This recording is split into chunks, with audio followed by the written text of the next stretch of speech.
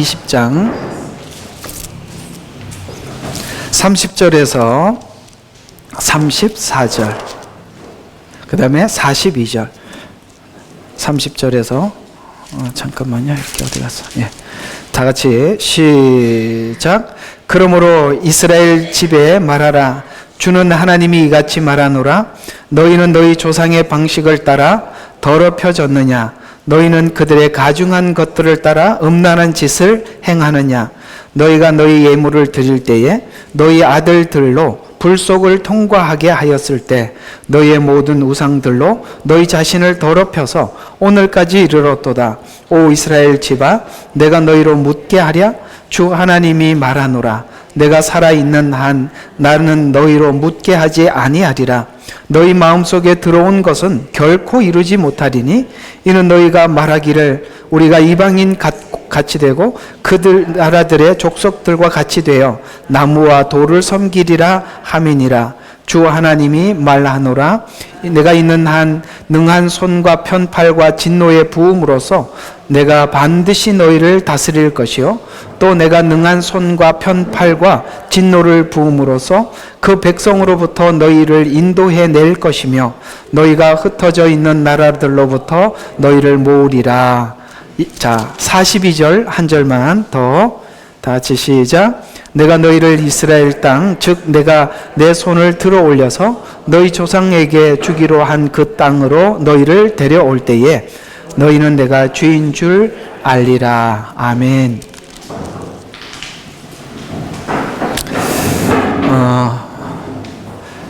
지금 앞에서부터 뒤에까지 하나님께서 계속 하시고 싶은 이야기가 뭐냐면 내가 이렇게 할 수밖에 없다. 이걸 이제 이스라엘 백성들에게 이야기를 하고 있죠. 이렇게 할 수밖에 없다라는 이야기를 하면서 이렇게 할 수밖에 없는 것에 대해서도 함께 변론을 해보자.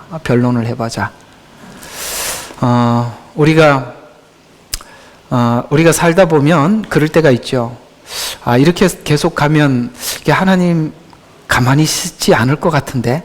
우리가 이제 예를 들어서 부모 자식 간에도 그런 시간이 다가옴을 느끼죠. 이게 우리 어머니가 자주 그런 이야기를 하셨어요.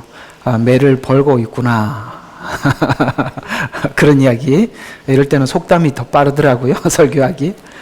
그런 것처럼 우리가 하나님의 어떠하심을 알고 나면 하나님은 이 상황에서 계속 지나치실 분이 아니신데 라는 생각을 하게 되죠. 여기 본문에 보면 이들이 하나님을 향한 종교적 열심은 대단했다고 이야기하거든요. 조금 관찰을 볼 필요가 있어요. 31절 한번 보시죠. 너희가 예물을 드릴 때에 너희가 너희 아들들로 불속을 통과하였다. 여러분, 이 불속을 통과할 만큼 하나님 앞에 열심이 있었는데 이 방식은 우상을 섬겼던 방식이고 열심은 아들을 불속에다 집어넣을 만큼 자기 정성을 하나님 앞에 표현했다. 이런 뜻이 되겠습니다. 이해가 가시죠? 단순히 이거는 이게 단순히 넘어갈 이야기는 아닙니다. 항상 하나님과 우상의 차이가 뭐냐면 하나님은 인격자라는 것에서 우상과 다릅니다. 우상은 인격자가 아니지죠. 그냥 우리가 막연하게 우상에 대한 이해는 이렇게 하고 있는 것이거든요. 정성을 보이면 내 정성에 응답해 주시겠지. 지금 이스라엘 백성들이 하나님 앞에 정성을 보이는데 자기 아들을 불속을 지나게 할 만큼 정성을 보였어요. 근데 오늘 이 정성을 보였지만 하나님은 뭐라고 이야기하는지 그 뒤에 보세요. 이스라엘 집아, 불속을 통과하였을 때 너희 우상들로 너희 자신을 더럽혀서 오늘까지 이르렀도다. 이스라엘 집아, 내가 너희로 묻게 하랴? 주 하나님이 말하노라. 내가 살아있는 한 나는 너희로 묻게 하지 아니라. 이 정성에 대해서 내가 너희들에게 대답하지 않겠다. 왜? 아니까. 뭘 알지요? 32절.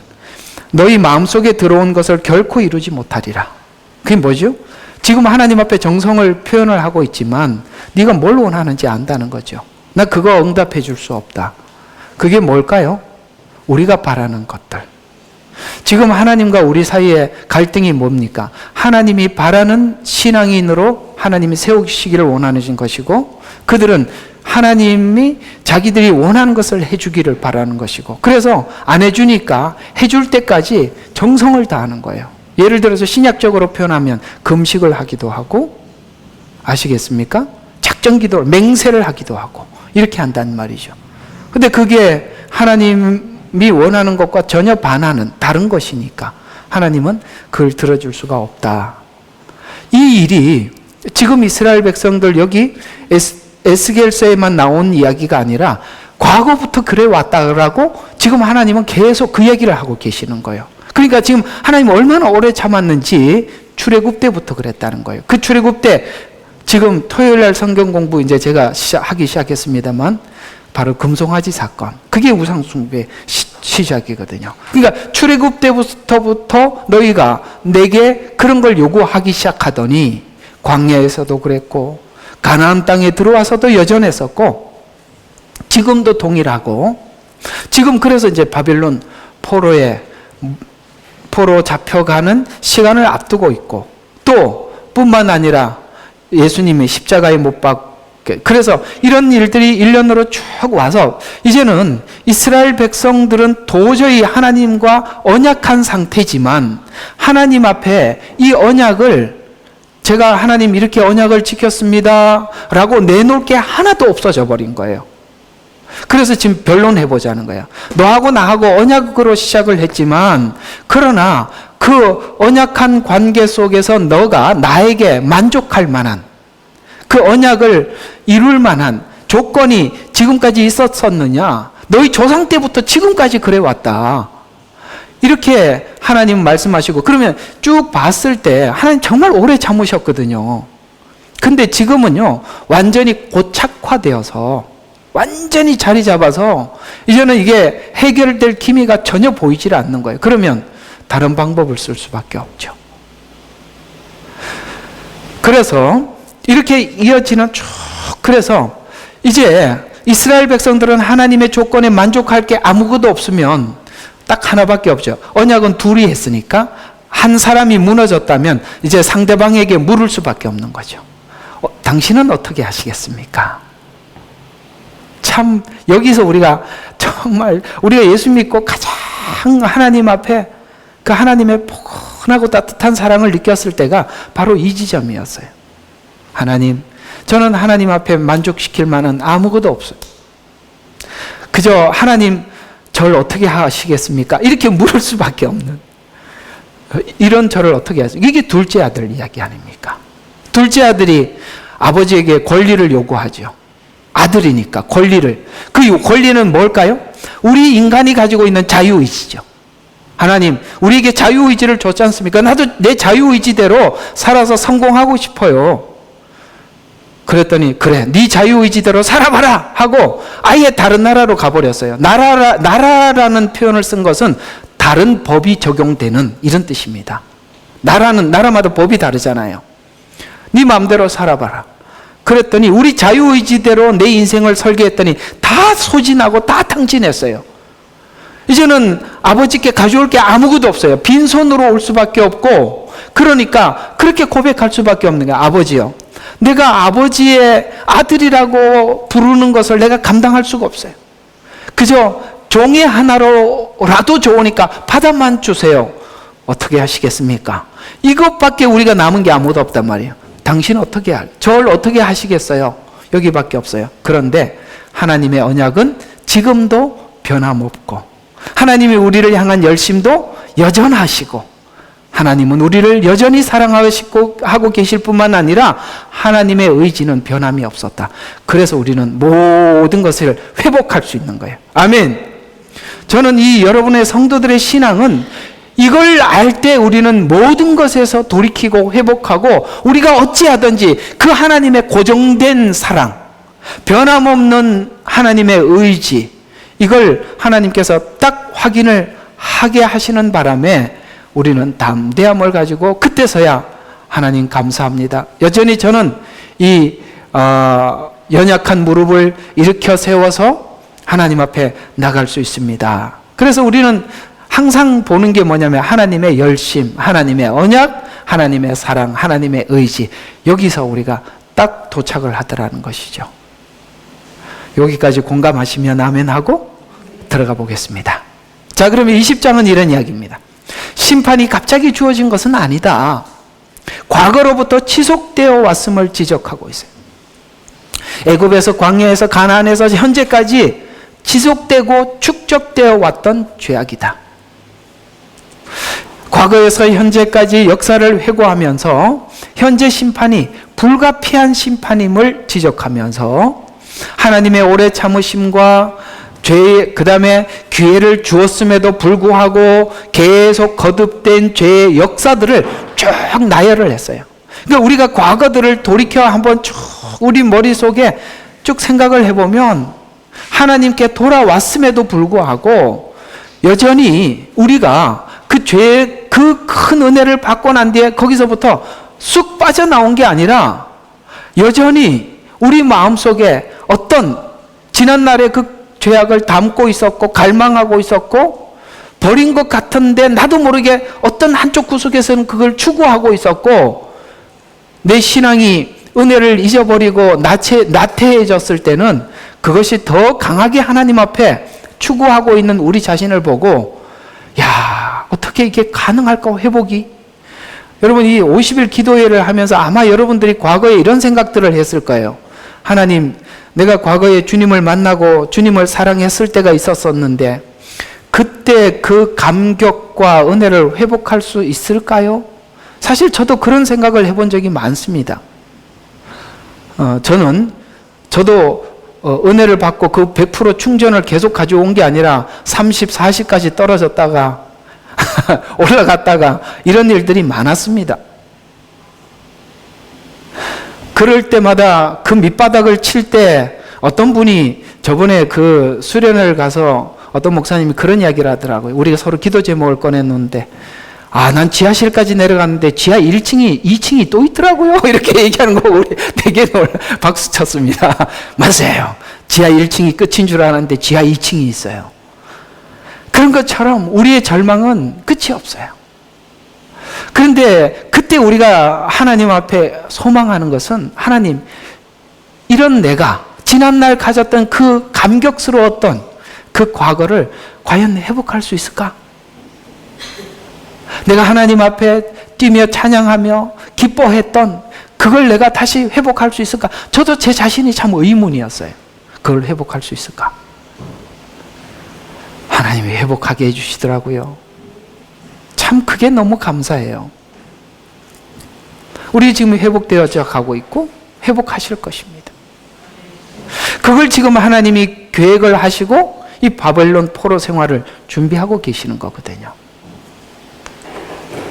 이 심판이 불가피함을 설명해 주면서 이 심판이라는 것이 하나님과 이스라엘 백성 사이에서 돌아서거나 갈라지거나 이러는 것이 아니라 도리어 이 심판이 뭘 하게 만드느냐 하면 나 주 여호와임을 알게 만들어 주시겠다는 거죠.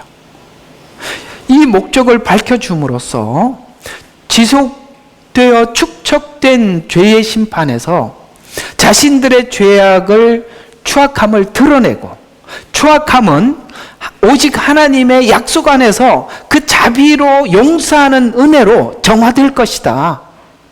용서로 정화될 것이다. 그래서 우리가 지난날 예수님을 모를 때 죄 가운데 살았던 은혜가 우리의 모든 죄와 허물 가운데서 우리를 구원하신 은혜도 은혜지만 믿고 난 이후에도 오늘 이스라엘 백성들을 선택받고 이렇게 난 이후에도 또 나타나는 이 죄의 용서는 첫 번째 받았던 이 용서보다 또 다른 은혜가 있다 이 말입니다.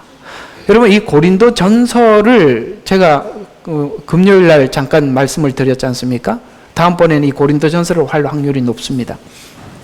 근데 이 고린도 교회는 그 첫 마디가 굉장히 놀랍게 시작한다는 걸 아셔야 합니다. 우리가 볼 때는 이 고린도 교회는 총체적 난관을 가지고 있는 교회예요. 우상 숭배 문제가 있죠. 파벌이 나누어져 있죠. 거기 음행 문제까지 들어가 있었어요. 그런 문제 정도가 아니라 이 바울에 대한 사도성도 부인하고, 그러니 이 교회는 뭘로도 접근할 수가 없는 상당히 문제가 많는데 놀랍게도 고린도전서를 기록하면서 하나님께 부름받은 성도라 부름받는 고린도 교회에 내가 편지하노니, 이렇게 거추장스럽게 시작, 성도래요. 그것도 이 교회에 내가 편지하노니 하나님의 은혜와 사랑이 있을지어다, 이렇게 시작하는 이 서두, 만약에 우리가 율법적 관점에서 이해했을 때 성도라 부름받은 이런 말들이 기록된다는 그 자체가 이해가 안 되는 거예요. 그럼에도 불구하고 하나님은 너희들을 확고하게 할 것이다, 은혜 가운데 다시 세울 것이다 라는, 하나님이 이런 문제 많은 이 사람도 회복할 것이라는 믿음을 가지고 이 교회에 글을 쓰고, 드디어 이 교회는 이제 하나님의 그 새로움, 하나님의 변화를 시작하도록 하나님이 그 창문을 열고 계신다는 것이죠. 성도들은 어떤 상황과 절망이 있다 할지라도, 우리는 그렇게 무너질지라도 하나님의 손내미심, 하나님의 관심, 하나님의 열심은 여전하다는 것. 그래서 예수님은 이렇게 말씀하셨어요. 하나님께서 준 자들을 내가 하나도 잃지 않기를 원합니다.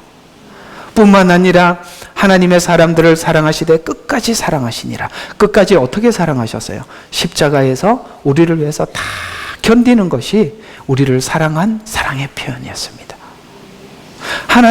하나님께서 십자가에서 그 아픔을 견디듯이 우리를 사랑한, 그래서 아들을 주시니까 그 아들과 함께 좋은 것을 주지 않겠느냐라는 말은 그 십자가에서 우리를 구원한 열심으로 우리를 변화시키는데도 그 에너지를 쏟으신다, 이렇게 우리에게 말씀하셔서, 실제 우리가 살아보면 하나님이 그 에너지를 쏟고 계신다는 것을 우리가 느낄 수 있죠. 그래서 하나님의 그 은혜와 그 열심을 본 우리들, 그걸 볼 때 우리는 다시 한번 변화의 도약을 가져올 수 있는 것입니다. 또 21장에서는 칼의 비유를 들어서 유다의 심판이 어떤 양상으로 어떻게 집행될 것인지를 보여주고, 지금은 이제 칼집에서 칼을 빼고 있음에 대해서 부각시켜주고 있어요. 이게 또 보면 이렇게 하나님께서 징계해야 할 자들을 하나님께서 이렇게 징계를 하실 때 칼집에서 칼을 빼고 있다는 것은 누구는 보고 있냐면 에스겔은 보고 있고 이스라엘 백성들은 보지 못해요. 보는 사람만 답답하죠. 하나님께서 이러하시려고 하십니다 라고 얘기를 해도 이게 모르는 이스라엘 백성들은 모르죠.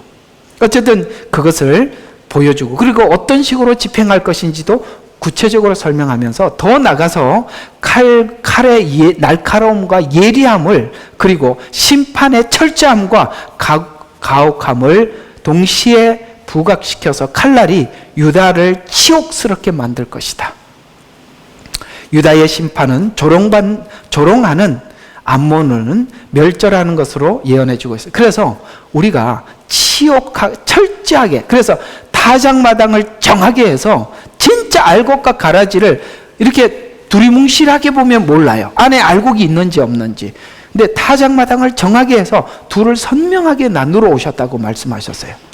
그리고 그 칼을 예리하게 잘라요. 예리하게 자른다는 것은 우리는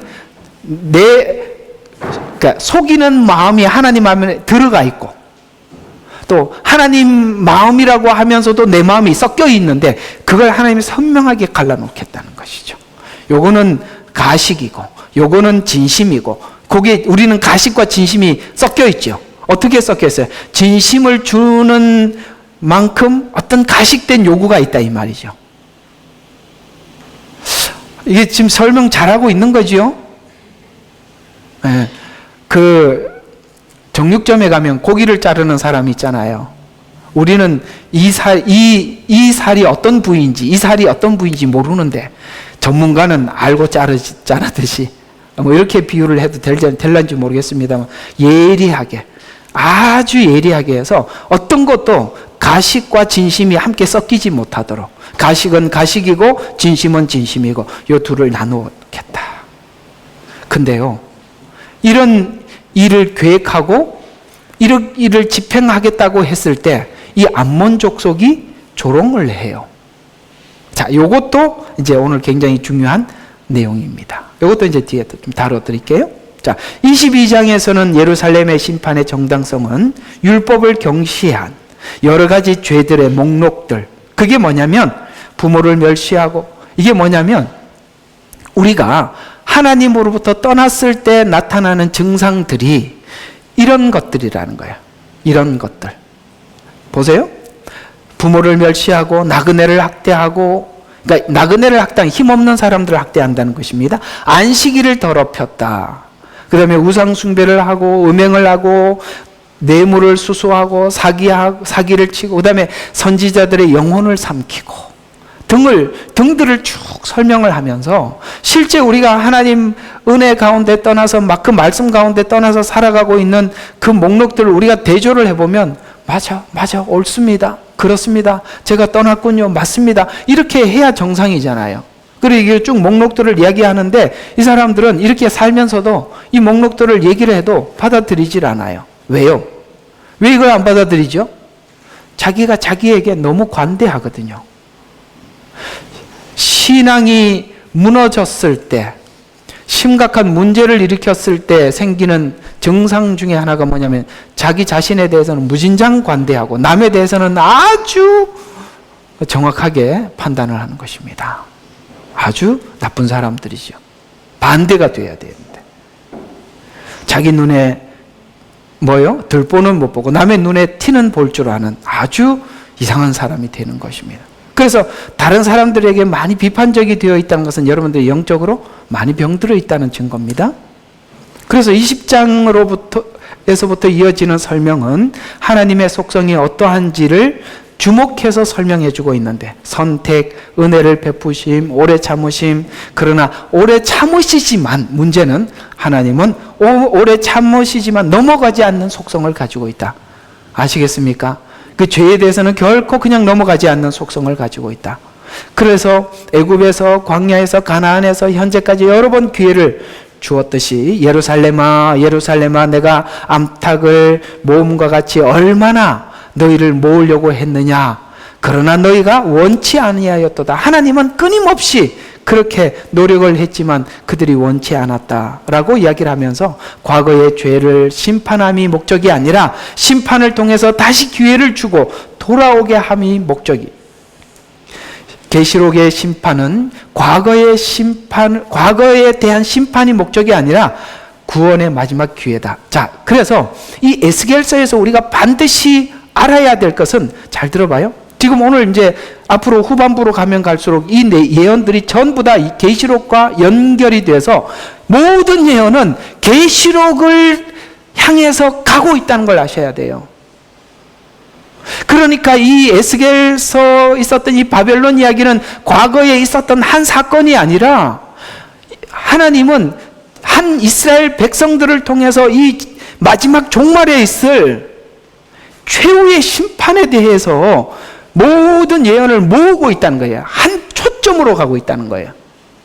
그러니까 여기서 우리가 과거에 이스라엘 백성들이 그래 했대, 이걸 얘기하고 싶은 게 아니죠.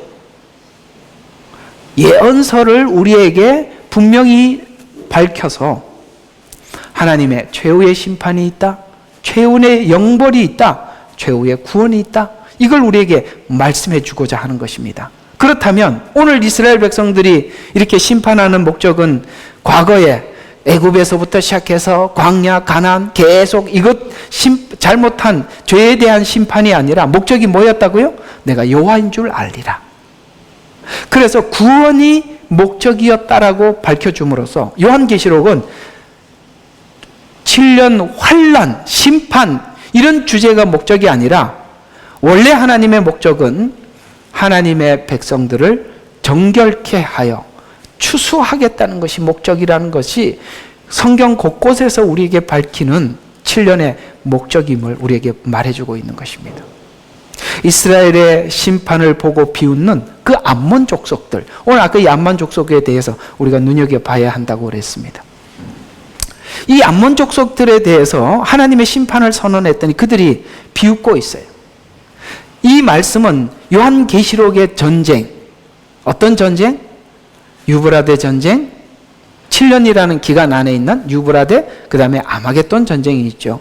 곡과 마곡의 전쟁은 천년 왕국이 끝나고 일어나는 전쟁이니까 그거는 예외로 하더라도 7년 안에 2번의 전쟁이 있는데, 놀랍게도 이 2번의 전쟁의 집결지, 그 대상은 예루살렘 성입니다. 예루살렘 성이라면 뭡니까? 반유대인, 반유대주의들. 그들이 모여서 예루살렘 성을 공격하겠죠. 그때 앞장서서 그들을 모으는 세력이 누구냐? 거짓 선지자라고 말을 하고 있습니다. 종교예요. 종교인들이 앞장서서 이 전쟁을 준비시키고 모으는데요.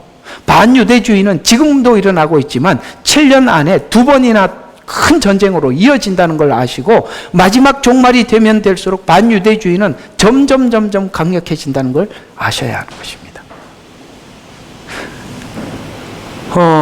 어제 가서 이렇게 그 설교하는, 강의하는 목사님들 얘기를 들어보니까, 여러분 그 러시아에 유대인들이 많이 거주하고 있습니다. 그리고 징집을 했지 않습니까? 우크라이나 전쟁 때. 거기서 죽느니 예루살렘으로, 이스라엘로 돌아가면 좋겠다. 이래갖고 엄청나게 돌아갔답니다. 북방에서부터 먼저 돌아온다고 했거든요. 그러니까 러시아가 돌아가는 거예요. 우크라이나에도 많았거든요. 많이 돌아갔습니다. 그러면 이제 전 세계 민족. 어제도 한번 놀랐는데, 호주에도 시드니와 멜버른에 유대인들만 운영하는 골프장이 한 군데씩 생겼대요. 시드니에 한 군데, 멜버른에. 이 호주 안에도 반유대주의가 강력하답니다. 우리는 몰랐죠. 우리는 유대인을 위해서 기도하는 사람들이니까 모르고 있을 뿐이죠. 이런 얘기를 들어보면 이 반유대주의는 유럽 곳곳에 뿐만 아니라 백인들 사이에, 미국에서도 반유대주의가 굉장히 강력해요. 이런 일들은 정말 이 예스겔서에 있는 예언들이 이루어지기 위해서 그들이 돌아가야 하기 때문에 이런 일들이 일어나는 거예요. 그래서 하나님은 이 마지막 때 유대인들을 어떻게 구원하시려고 그러냐면, 이 예루살렘 성 안에 이 이스라엘로 다 돌아오게 해서 여기서 큰 전쟁을 2번 겪으면서 이들이 엄청나게 돌아옵니다. 그때 하나님이 승리하게 해주시거든요. 승리할 수 없는 상황이에요. 그런데도 이기게 해주세요. 그때 유대인들은 뭘 원해서, 예수님 오셨을 때 헬라인은 지식을 원하고, 유대인들은 뭐예요? 기적을 원했습니다. 놀라운 기적. 어떤 기적? 오늘 여기 이 전쟁을 통해서 승리케 하시는 그 하나님의 기적을 보게 되는 것입니다. 그때서야 하나님이 살아계시는구나. 역시 하나님은 우리의 하나님이시구나. 여호와인 줄 알고 이 전쟁을 통해서 그들이 돌아오게 될 것이다. 어쨌든 유대인들의 구원은 그런 것 같아요. 바벨론의 포로로 잡혀가고 전쟁을 하고 이기고 이런 걸 통해서 하나님을 발견하게 되고, 이것이 이제 유대인들의, 그래서 참 어제 그 목사님들이 유대인들에 대한 이방인과 관계, 로마서 9장 11장 이걸 이렇게 언급을 해서 설명을 하는데, 제가 알지 못했던 여러 가지 이야기들도 제가 듣고 깜짝 놀랐어요. 이분들 참 깊게 연구했구나. 그래서 참 나중에 소스를 좀 일단은 받아놨으니까 설교할 때 풀어놓도록 하겠습니다. 정말 감사했어요. 이분들하고 이렇게 같이 교제를, 그러니까 언어가 안 되니까 참 답답하네. 우리 성진이가 옆에서 통역은 해줬는데, 이게 그 대체 신학이 딱 눈을 가리고 있으니까 절대 종말을 못 보는구나. 교회가 그래서 종말을 못 보는구나. 어제 참 많이 배우고 왔습니다. 짧은 시간이지만. 그래서 어쨌든 이 전쟁에 참여하는 자들은 하나님을 대적하는 전쟁이기 때문입니다. 그래서 우리가 마태복음 25장에 있는 양과 염소의 비율은 모든 민족들을 불러놓아 모아놓고, 여기서 말하는 모든 민족은 이스라엘을 제외한 모든 민족입니다. 그 다음에 작은 자에게 내게 한 것이 곧 내게 하지 않는가라고 말하는 이 작은 자는 이스라엘입니다. 그러니까 이걸 대체 신학으로는 양과 염소의 비율을 풀 수가 없는 거예요.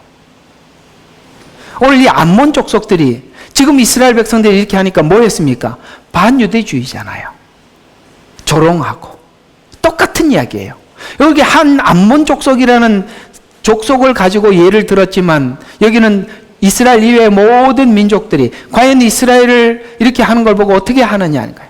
그래서 처음부터 하나님은 아브라함에게 말씀하셨던 거예요. 뭐라고 너를 축복하는 자를 축복하고 저주하는 저주를 저주한다는 것은 하나님은 이스라엘이라는 한 민족 속에 아브라함에게 하나님의 모든 것을 하나님이 이렇게 일하시는 분이다, 이런 분이다라는 것을 다 계시해 주신 거예요. 그걸 받아들이는 자는 축복을 받고, 아이고 하나님 그렇게 하는 방법 저는 아닌 것 같은데요 라는 자들은 저주를 받는 거예요. 지금 하나님께서 이스라엘을 통해서 계속 하나님의 메시지를 전달해 주고 있잖아요. 자, 신앙과 믿음의 목소리를 내고 결단을 하지만 삶에서 무너짐은 고백과 삶이 다름이 여러 정황에서 나타나는데, 진정한 신앙은 행함을 통해서 자신이 믿음을 들여다보고 지키는 것입니다. 오늘 10절에 보면 애굽에서 나오게 하여 광야로 데려가 명령들을 보여주며 행하면 살리라 라고 그렇게 했더니, 그러나 13절에 보니까 그들이 반역하고 규례대로 행치 않고 명령을 멸시하고 안식일을 크게 더럽혔다라고 하면서 지적을 하면서 너희가 이렇게 한 이유를 16절에는 그 마음이 우상을 쫓아갔기 때문이라, 행동은 그렇게 하는데 마음은 우상을 쫓아갔다. 언제부터 그렇게 되었나? 아론의 금송아지 사건부터 너희들이 그랬지 않느냐? 금송아지 사건은 거기서 끝난 게 아니고 계속 이어져 왔었다. 출애굽기 32장 5절과 6절에 보니까 그 금송아지 사건을 표현하면서 이렇게 표현했어요. 내일은 주께 명절이라. 금송아지를 앞에다 두고 그렇게 말을 하고 있는 거예요. 내일은 주께 명절이라. 이튿날 일찍 일어나서 번제를 드리고 화목제를 드리는 것은 예배 형식은 똑같았다 이 말이에요. 그런데 화목제를 가져와서 백성들이 앉아서 먹고 마시며 뛰놀더라. 여러분, 이것도 할 말이 많은 이야기입니다. 여러분, 예배 시간에 우리가 하나님 앞에 찬양하고 뛰고 설교 시간에 꾸벅꾸벅 졸고, 그게 무슨 예배입니까? 지금 이 찬양과 열린 예배를 통해서 이 원래 예배의 그 의미가 많이 퇴색되어 있다는 거 아십니까? 뛰놀아요. 너무 좋아요. 감정은 충만합니다. 문제가 많은 거예요. 형식은 하나님을 섬기는 거지만 실제는 금송아지를 만들어 뛰놀면서 4절에 보니 금고리를 가지고 와서 손으로 주조한 금송아지를 만든 후에, 손으로 만든 거. 여러분, 계시로 받은 말씀이 아니라 우리가 하나님을 형상화시킨 거예요. 형상화. 이제 토요일 날 제가 올려놓은 거 좀 들어보세요. 형상화에 대해서 많이 이야기를 해놨습니다. 그래서 자기가 만든 신앙이죠. 새기는 도구를 만드니 말하기를 이것이 너를 이집트 땅에서 데리고 온 신들이다. 이름은 하나님인데 하나님이 준 규례와 율례대로 섬기지 않고 자기가 만들고 자기가 목적하는 대로 우상을 섬겨왔고, 그것이 지금까지 지속되어 왔다는 것이죠. 그래서 저와 여러분이 믿는 그 하나님이 원하는 그 하나님의 말씀을 따라서 믿는 건지, 아니면 내 소원 때문에 하나님을 믿는 건지, 자꾸 우리 마음속에 있는 소원과 탐심을 부추겨 하나님은 이런 분이니 하나님께 구하라, 그러면 하나님이 주실 것이다, 이렇게 믿는다면 그 하나님은 우리 안에 하나님이 아니라 우상이다. 이렇게 성경은 지적을 해주고 있는 것입니다. 성경은 우상 숭배를 탐심이 우상 숭배라고 지적을 했다라고 이야기를 합니다. 계명을 지키지 않는 것이 우상 숭배라고 생각하는 줄 알았는데, 계명을 지키지 않는 이유는 내 안에 탐심 때문이다. 이렇게 성경은 결국은 탐심을 지적해 주기 위해서 율법을 주었다. 이렇게 말씀하고 있는 겁니다. 짧은 한마디지만 좀 많이 생각해 보시기 바랍니다. 또 신자들의 우상과 죄의 지적은 하나님이 처음 목적한 것을 변형시켜 자기식으로 정리한 것, 즉 세상이 목적하는 방식으로 신앙의 방향을 설정해 나가는 것입니다.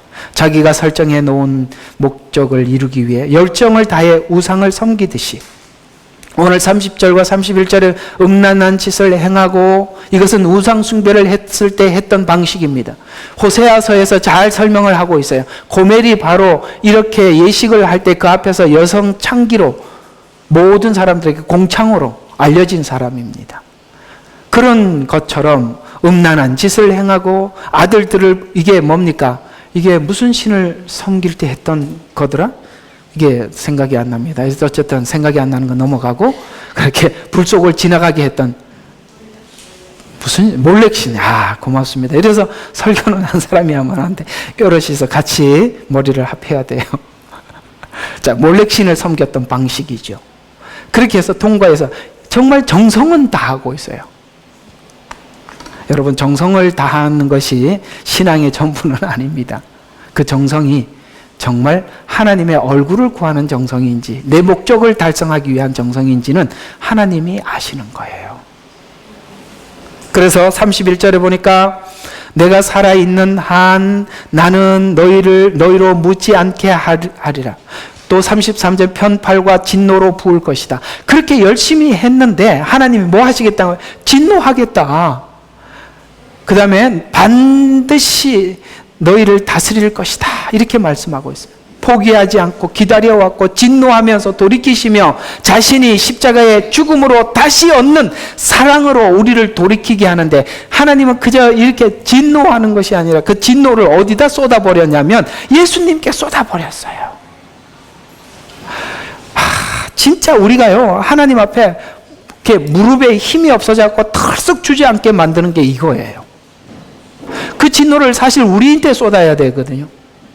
근데 하나님은 예수님을 십자가에다 달아놓고 거기다 우리에게 쏟을 진노를 다 쏟아버려요. 그러니까 예수님이 어떤 생각까지냐? 나의 하나님 어찌하여 나를 버리시나이까? 우리는 여기서 너무 충격을 받은 거예요. 사실 우리가 예수 믿고 충격받은 건 이 지점이에요. 벌은 내가 받아야 되는데 예수님이 대신 받아주신 거예요. 그게 우리 마음을 뒤집어 버리는 거예요. 그걸 바울이 설명을 하다가 설명이 안 돼서 오라가 아니지, 어찌 하나님의 그 기쁘심을 설명을 다 하겠느냐 하고 더 이상 설명을 못했던 거예요. 누가 그걸 설명을 해내겠어요? 그 사랑이 우리를 돌이키게 만든 것입니다. 언제 이런 일을 행하셨을까? 이스라엘에게 이 일을 하실 거예요. 지금은 이방인들이 그 은혜를 받고 있지만 이스라엘에게 이때 그 일을 행하시. 이게 바로 종말이에요. 34절에 보니까 너희가 흩어져 있는 나라로부터 너희를 모으리라. 흩어져 있는 나라라고 하니까 뭡니까? 흩어질 거라는 것이죠. AD 70년에 흩어졌고 1948년에 돌아왔습니다. 42절에 보니까 내가 너희를 이스라엘 땅, 즉 내가 내 손을 들어 올려서 너희 조상에게로 주기로 한 그 땅, 그 뭐죠? 지금 그 가나안 땅이에요. 한 땅으로 너희를 데려올 때 너희는 내가 주인 줄 알리라. 그때서야 이스라엘은 그 주님이 주님이시구나 라는 것을 알게 될 것입니다.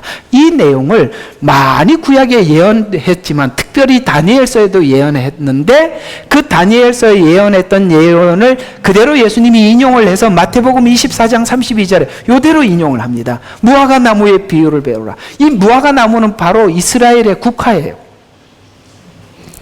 그 가지가 연하여지고 잎이 나오면 생명을 얻었다는 거예요. 봄이 됐다는 거예요.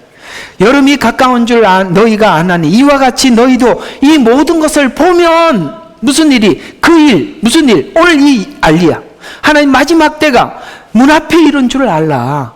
이렇게 우리에게 말씀하고 있어서 여러분 지금 그 일은 1948년에 이루어졌고 이제 그 일은 착착착착 진행되어서 마지막 때 있을 인재앙, 그 다음에 나팔재앙, 나아가서 대적재앙으로 진입해 나가는 어떤 시간 속에 저와 여러분이 지금 이 시간을 보내고 있다는 것입니다. 마지막 때 시간으로 예언을, 그래서 이 에스겔 예언이 놀랍게도 마지막 때 예언으로 초점이 옮겨져 가고 있어요. 그래서 마태복음 23장 37절과 39절은 예루살렘아 예루살렘아 선지자들을 죽이고 너에게 보낸 자들을 돌로 치는 자야. 지금 예루살렘은 진짜 그 예루살렘 이야기, 이스라엘을 이야기하는 겁니다. 암탉이 자기 병아리를 날개 아래 함께 모으듯이 내가 얼마나 너희를 자주 내 자녀들을 모으려고 하였더냐. 그러나 너희가 원치 아니하였도다. 너희 집이 황폐하여 버림받으리라. AD 70년. 그 얘기예요. 그래서 내가 너희에게 말하노니 이제부터 너희가 주의 이름으로 오시는 이는, 이거 뭡니까? 재림이에요. 놀랍게도 이 이야기가 AD 70년 사건을 설명을 하다가 갑자기 그 중간에 시간이 없어져 버리고 뭘로 이야기하는, 주의 이름으로 오시는 이어라고 재림이로 이어져서 그 사이가 없는 시간으로 성경은 이스라엘과 대화를 하고 있어요. 알아들으시겠어요? 우리는 자꾸 이 시간을 집어넣고 설명을 하는데 하나님은 지금 이스라엘과 하나님의 대화잖아요. 그래서 이방인의 때 시간은 뺐다고요. 왜? 당사자가 이스라엘이니까.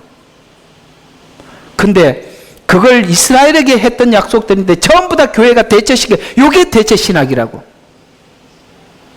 아시겠습니까? 예, 이 시간이 빠져 있어요. 다니엘서에도 빠져 있어요. 에스겔서도 빠져 있고요. 여기도 빠져 있다니까요. 그저 지금은 이방인의 때일 뿐이에요. 그래서 이제부터는 주의 이름으로 오시는 이여 이는 복이 있도다라고 할 때까지 나를 보지 못하리라. 결국 에스겔서가 우리에게 설명하고 밝히고자 하는 것은 실제 이 일이 에스겔 생전에 일어났던 일, 맞죠?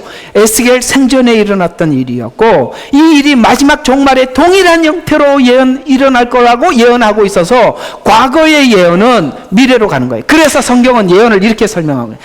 전에 있었던 것이 지금도 있었고 해 아래 새 것이 없다는 것은 마지막 종말이 우리가 전혀 알지 못하는 형태로 오는 것이 아니라 이전에 있었던 것이 지금도 있는 거예요. 그래서 예언을 우리가 밝히 알게 하기 위해서 과거에 실제적인 사건이 있었던 것으로 그대로 옮겨서 마지막 종말을 설명하는 것입니다.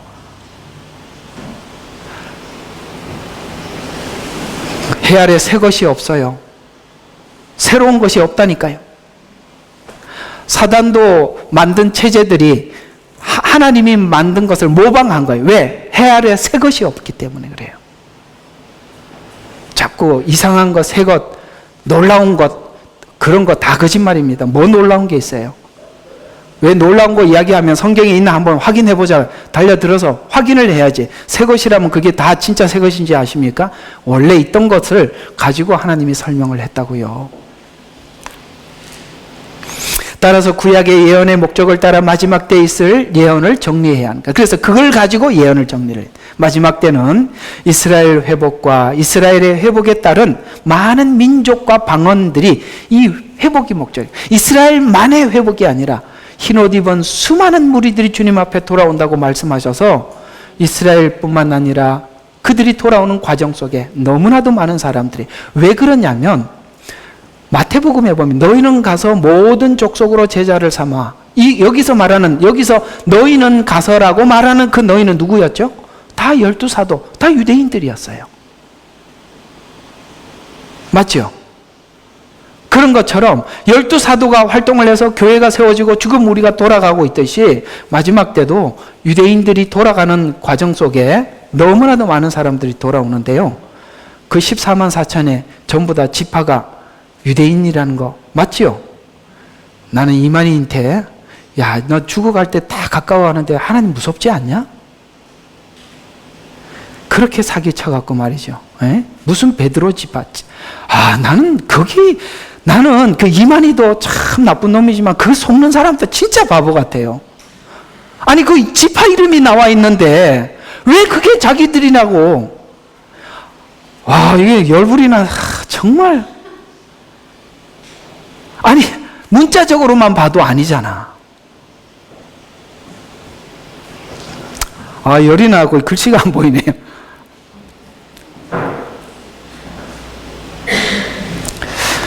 난 참 이게요, 진짜 이 가슴 아파요.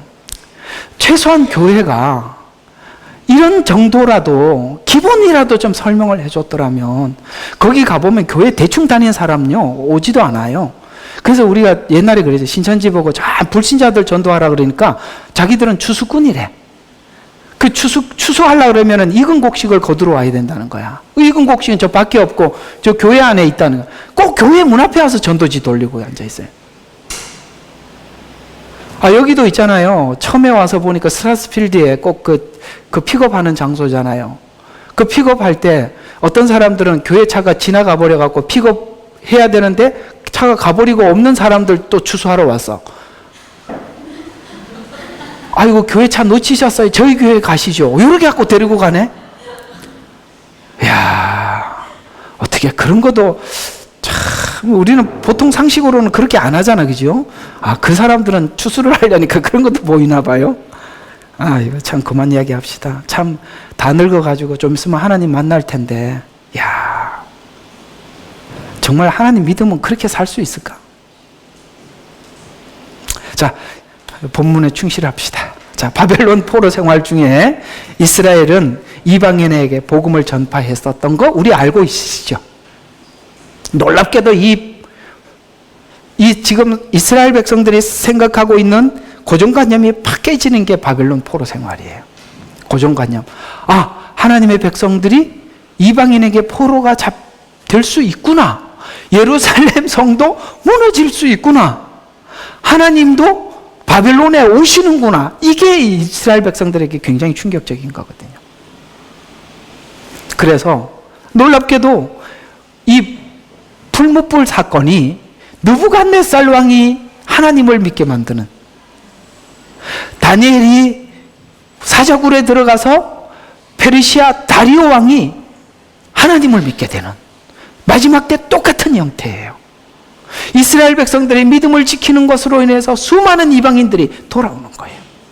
이게 종말에 있을 일이라는 거예요. 그래서 종말은 환난이나 이런 이야기가 아니라 환난을 통해서 뭘 하려고 하느냐예요. 하나님이 행하시는 모든 일에는 구원이 있고 회복이 있는 거예요. 그래서 이 에스겔서나 다니엘서 모든 예언서들은 이 마지막 때 무엇을 하려고 하는지를 우리에게 설명해 주려고 하는 것입니다. 다니엘은 이스라엘이 지금과 같은 운명이, 지금 이 포로로 잡혀가 있는 이 운명이 한일의 때 한 번 더 있을 것이라고 듣습니다. 다니엘서 9장 24절 보니까 70주가 내 백성과 내 도성, 내 백성은 이스라엘이고 도성은 예루살렘입니다. 정해졌나니, 하나님 딱 고정을 시켜놨다는 거예요. 정해졌나니 허물이 끝나고 죄를 정결시키며 죄악을 화해시키고 영원한 의를 가져오는 것이 초림의 십자가 사건이에요. 맞죠? 여기 허물이 끝납니다. 지금 이들의 죄가 그때 용서를 다 받습니다. 영원한 의도 가지고 옵니다. 이게 십자가 사건이에요. 그 환상과 예언을 봉인하고 거룩한 이에게 기름 부으려 함이라. 그러나 남은 한 일의 때는 25절에 예루살렘이 복원되고 이게 제3성전입니다. 그 명령이 나오는 때부터 메시아 통치까지 69일에 종려나무로 환영해 호산나 호산나, 이때가 70일에서 69일에가 끝나는 시간이에요. 그럼 69일에가 끝났고 마지막 한 일회가 남았죠. 그게 7년이에요. 그래서 여기서 이어지는 마지막 한 일회, 이방인의 때를 생략시키고 그 거리와 그 성벽이 재건되리니, 이게 바로 다니엘서에서 말한 멸망할 가증한 것이 거룩한 것에 서거든. 이게 제3성전입니다. 곧 고난스러운 때다. 왜요? 한일이니까요. 나팔재앙, 대접재앙이 있는 시간이니까요. 에스겔서가 이렇게 다 요한계시록을 뒷받침하고 있다는 거 아시겠죠? 그래서 다니엘서 10장 1절에 보면 그 일은 참되나 정해진 때가 길었더라. 그가 그 일을 깨닫고 그 환상도 깨달았더라. 깨달았는데 이 환상에 너무 놀라서 8절에 보면 내게는 남아있는 힘이 없었으니 나의 아름다움이 내 안에서 변하여 썩게 되었으니 내게 힘이 없어졌더라. 너무 충격을 받아서 그랬대요. 14절에 보니까 이제 내가 훗날에 내 백성에게 닥칠 것을 너에게 깨닫게 해주려고 왔노라. 이는 그 환상이 아직도 많은 날 동안 남아있기 때문이라. 자기 백성들의 남은 환상을 보고 16절에 이렇게 이야기를 합니다. 오 주여, 그 환상으로 인하여 내 슬픔이 내게 임하여 내게 힘이 없어졌나이다. 이해가 가시죠? 그만큼 이게 하나님의 종들을 보면 정말 자기 백성들을 사랑해요. 모세가 이스라엘 백성들이 죄를 지었을 때 자기 이름을 생명책에 빼달라고 했고, 바울도 내 이름을 빼서라도 내 백성들을 구원해달라고 했고, 오늘 이 다니엘도 자기 백성들을 향해서 이런 마음을 가졌어요. 하나님의 종의 마음은, 이런 마음이 없어는 하나님의 종을 할 수가 없는 거예요. 그래서 나로 말하면 내 마음에, 내 안에 힘이 없어졌고 내 안에 호흡도 남아있지 아니하니 내 주의 종이 어찌 내 주와 더불어 말할 수 있으리까 하였더라. 그러나 나를 어루만지며 강건하여라, 정령 강건하여라. 이렇게 하나님께서 정말 낙심해 있는 그 다니엘을 만져주셨어요.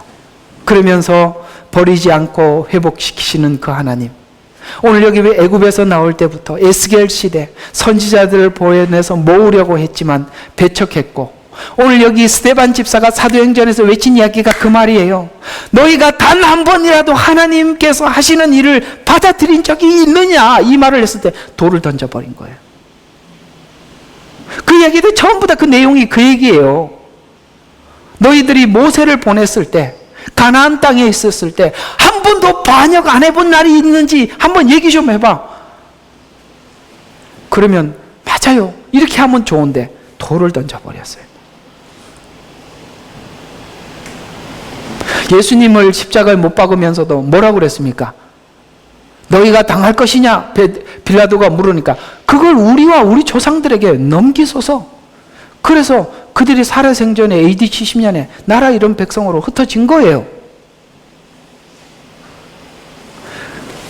그러나 이런 유대인들, 그들을 향해서도 여전히 버리지 않으시고 지금 하나님께서 그들을 향해서 그 언약을 지키시고 신실하게 열심을 내시고 하나님의 의지를 표명하시는 이 정도가 되면, 야, 정말 아니다, 이렇게 하고 돌아서셨을 텐데 하나님은 여기서 우리 마음을 돌이키시는 거예요.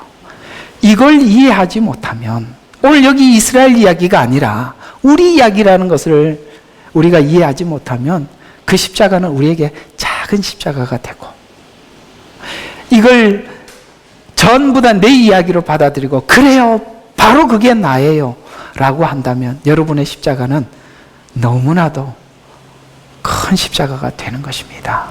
이것이 서로 이어져 있다는, 연결되어 있다는 걸 아셔야 돼요. 말라기와 마태복음이 연결되어 있어요. 돌아서고 있어요. 말라기는 돌아서고 있는데 마태복음 1장 1절에는 아브라함과 다윗과 예수 그리스도의 세계라라고 외칩니다. 언약을 외치는 거예요. 참 우리 하나님 이런 분이세요. 결론입니다. 이 사랑이 심판 중에서도 그 언약을 실행 중이신 하나님. 로마서 8장 28절과 31절에 이렇게 설명하고 있어요. 우리가 알거니와 하나님을 사랑하는 자들, 그분의 목적을 따라 부르심을 입은 자들에게는 모든 것이 합력하여 선을 이루느니라. 그분께서 미리 아신 자들을 자기 아들의 형상과 일치시키려고. 아멘. 굉장히 중요한 겁니다. 우리를 구원을 하셨는데요, 뭘 목적을 하고 있냐면 예수님 닮기를 결정하고 딱 불렀다는 거야. 구원에는요 이게 있어요. 그래서 이단은 이걸 하지 않아. 가짜 복음은 이게 없어요. 성화가 다 없어졌어요. 아시겠습니까? 예수 믿으면은 무조건 천국, 어떻게 살아도 천국 간다. 거짓 복음입니다. 진짜 복음은요, 여러분들이 예수님 믿고 난데 주님을 닮아야, 그분이 이걸 목적했습니다. 우리가 거룩한 삶을 살아야 됩니다. 끊임없이 여기에 도전할 수밖에 없고, 이것이 십자가가 우리를 그 바꾸는 작업이 우리에게 계속 우리 인생 내내 있는 겁니다. 그래서 그 아들의 형상과 일치시키라고 또한 예정하셨으니 이는 그를 믿는 형제들 가운데 첫 태생이 되게 하리 하심이라. 그리하여 예정하신 그들을 부르신 그들을 의롭다고 하시고, 그 다음에 뭐예요? 의롭게 하신 그들을 영화롭게 할 때까지. 영화는 뭐예요? 죽어서 천국 가서 되는 거니까. 그때를 계획을 하시고 중보하시고 사랑하시는 하나님. 오늘 하나님은 저와 여러분을 이걸 목적으로 오늘도 함께 손을 잡고 가자. 너는 완전히 무너졌더라도 나는 내 마음이 변치 않다. 나는 너와 언약한 이 언약을 여전히 내 가슴 속에 두고 있단다. 이렇게 말씀하고 있는 것입니다. 우리가 가지고 있는 확신은 딱 이거밖에 없어요. 그죠? 그게 우리를 일어나게 하고 뛰게 하고 걷게 하고 절망하지 않게 하는 것입니다.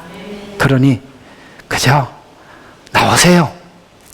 뻔뻔하게 하나님 뭐 어쩌겠습니까? 하고 그냥 가는 거죠. 사실 저도 그렇게 기도할 때가 많아요. 저 뭐 어쩌겠습니까? 정말 창피해서 못하겠지만 그래도 그냥 아시잖아요. 이러면서 잘 왔다. 그래 또 일어나 해보자. 그 하나님 바로 저와 여러분이 믿는 하나님이십니다. 기도하겠습니다.